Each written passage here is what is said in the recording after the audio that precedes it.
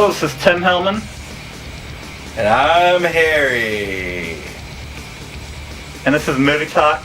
Today we're going to review the movie RoboCop. RoboCop is a remake of the 1987 classic science fiction film of the same name, directed by Paul Verhoeven, which spawned 2 sequels, a live-action TV series, and cartoons, comic books, toys, and other merchandise. This reboot to the franchise was directed by Jose Padilla and written by first-time film writer Joshua Zatumer. It stars Joel Kinnaman in the title role and co-stars Gary Oldman, Michael Keaton, Samuel Jackson, Abby Cornish, Jackie Earle Haley, and Jay Baruchel. It's set in 2028 Detroit and has Omnicorp running things and turning Alex Murphy into a part machine, part man weapon of the law. It's hopefully going to spawn more sequels and continue the franchise. So what do you think of the film? It was alright. It didn't meet the expectations of the old film, which I think is probably no surprise. And I didn't think it was as poignant as the original as far as the social commentary. One thing is it's PG-13, so the violence isn't nearly as bloody as the original. Was that really PG-13? Yeah, you couldn't tell. There's fucking people being blown away all the time and explosions and people just dying but right it's not and left. nearly as bloody as the original. I guess. The original one had guys getting mutated by toxic waste and then being blown apart by cars. Oh, right, yeah, it was super bloody, wasn't it? Now that I think back on it, they didn't have any foul language at all throughout the movie, did No, you can kill as many people as you want, but you can only have one F word. Is that really the rule? Yeah. Oh, for fuck's sake, that is so stupid. As far as just a pure action film goes, it was okay. It is sort of like a contemporary telling of Deal of the Century without being as funny or as apparent. And my only issue with that is that I just think most people, most Americans don't get it.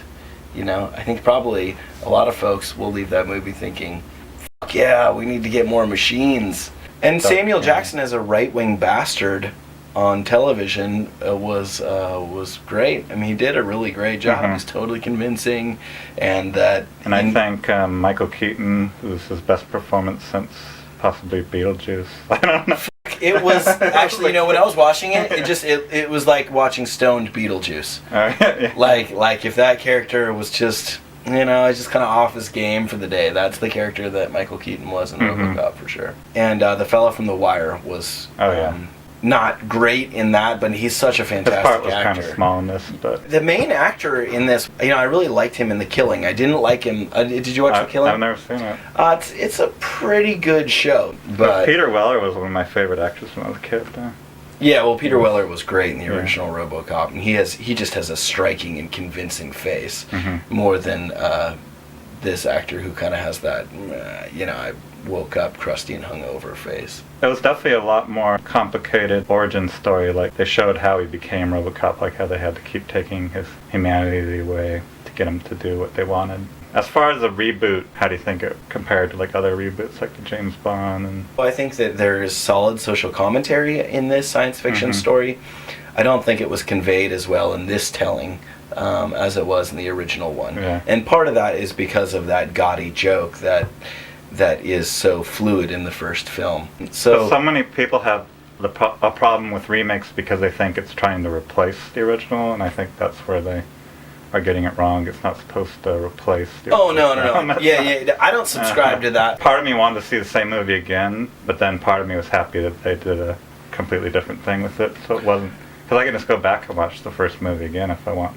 Oh yeah. See the first movie again. So well, I totally agree. I don't. Yeah, I'm not a party to that reboot bashing sort of affair, because I just view everything as its own telling. You know, we see Shakespeare and, you know, 6 Ways to Sunday.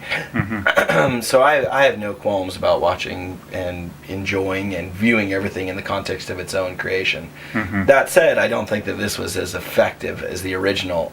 But it was a lot better than RoboCop 3. It was written by Frank Miller, RoboCop 3, and this was a lot. Was it really? This was a lot better than that.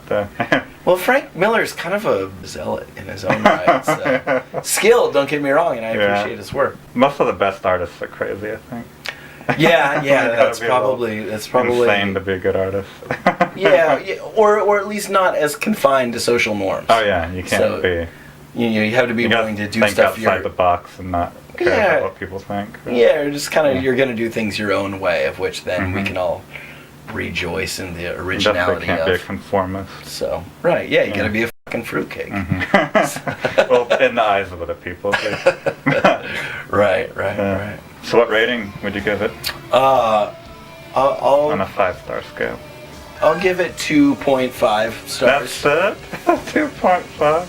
It's kind of a pile of shit. I'll give it 3 on your hesitation. I'm gonna give it 4.5. For real? Yeah.